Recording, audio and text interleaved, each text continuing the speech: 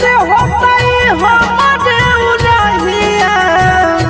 बैठी के पिपरा के